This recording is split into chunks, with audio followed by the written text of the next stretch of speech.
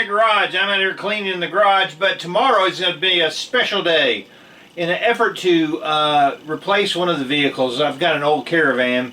I'm going to sell that thing, and I've been watching auctions at government websites, and I found a 96 Jeep Cherokee 4.0 automatic transmission with 160,000 miles on it. Been watching the auction on it, and it needs water pump or something's wrong with the belt system on it. He said maybe the compressor, but I watched it, I bid on it, and I won it for 1,500 bucks. So this is the saga of me going to pick up a Jeep Cherokee, because why would I want anything else but a Jeep, and use it in our Lexus business. So let's get going. What a crappy day, man. Raining like a pig. So I'm about to go down to Columbia to look at this Jeep that I bought. And I probably would take the new Jeep, but Jennifer decides to take the top off the other Jeep and put the emergency cover on. And now it's raining, so I really don't want to try to get into it to move it. So now I got to drive my work truck. Coming down pretty good. One of the beauty of these auctions is that you really don't know what you're getting. They said that it needs a water pump, and the water pump is knocking into the block, so who knows. The thing about these online government auctions is usually the vehicles are in pretty good shape. If it's government owned, they usually maintain them.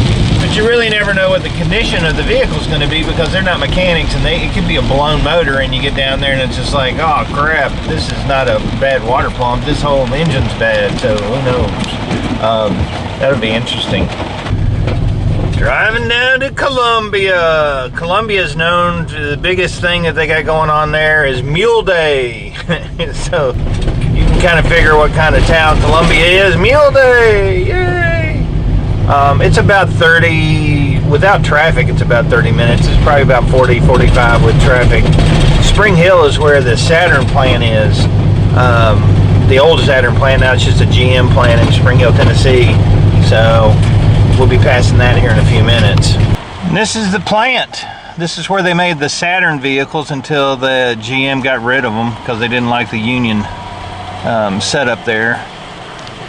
And they just announced they're going to be building a bunch of new cars here, and I can't remember what kind, but it's starting to revitalize the plant. More people are moving back in, so awesome for them. That building's been shut down for a while. That was like the research and development for the Saturn vehicles. Woo-wee, this rain is coming down. 1,000 feet, your destination will be on the left. So we made it to downtown Columbia. Yuck. I never really liked Columbia that much. If you live here, I'm sorry, but it's just kind of sketchy. American Tire went out of business. It's just not my favorite place, man. It's kind of redneck and dirty, and yeah. But it's been around a long time, that's for sure. This is Columbia City Hall. I just got to figure out where I'm going to park. Well, heck, there she is, $1,500. Got the keys, got the title. He said the water pump wiggles a little bit, but it may be drivable, so we're gonna pop the hood, see if we can get it jumped off and see what happens with this stinking thing.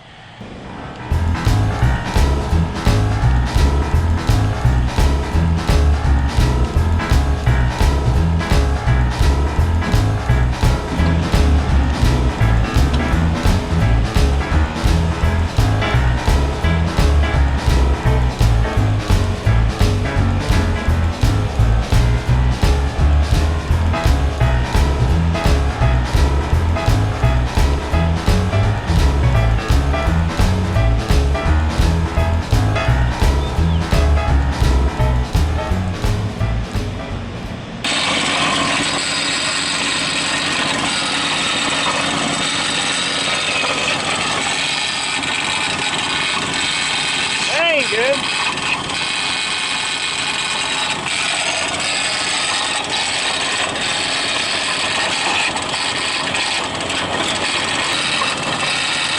that water pump wiggling around. Definitely needs a water pump. I can see it moving around right here. I think I could probably come down here and put a water pump on it. Interesting. Looks more like the idler pulley to me. All right, if it was a little bit more of a redneck, I'd try to fix it there in the parking lot, but I'm not sure exactly which part is bad on it. So I'm just gonna pay a wrecker to take it back to the house so I don't have to fool with that, having it break down halfway through and then having to tow it. Sometimes you're better off paying $100 or $150, whatever they're gonna charge me, to get the dang thing brought back home to work on it at the Redneck Garage. Well, this is it, my new service truck, Jeep 4.0, automatic, two-wheel drive Cherokee, 1996 model. Paid $1,500 for it. Let's take a tour. It's got the screen in the back. They said that it's used by the IT department to move computers around. I don't know. It's really pretty clean for a 96 for sure. Even the front seats aren't bad at all. Pretty happy with that. Gotta go get a battery. It's got 163,000 miles on it. I don't know what else works or doesn't work because there's no juice.